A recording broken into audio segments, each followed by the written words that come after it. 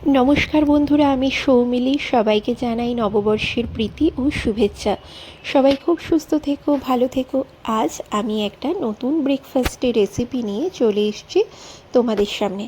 আজ একটা south Indian breakfast বানিয়ে নেব ইডলি আর সাম্বার।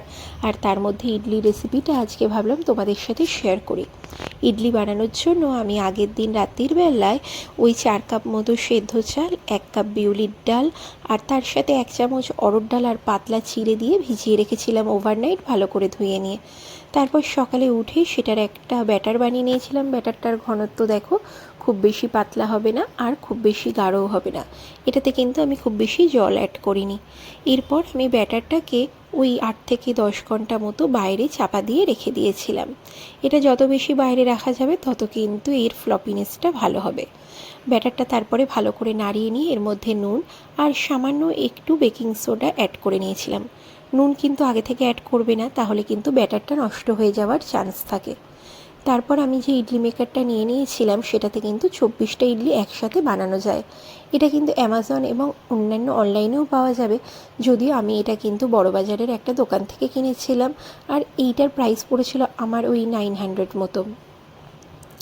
এরপর আমি ওই ছোট্ট ছোট্ট করে ইডলি বানানোর জায়গাগুলোতে অল্প অল্প করে ব্যাটার দিয়ে সেটাকে কিন্তু এই পটটার ভেতর দিয়ে ইন্ডাকশানে বসিয়ে দিয়েছিলাম। নিচে অল্প পরিমাণে জল দিতে হয়েছিল।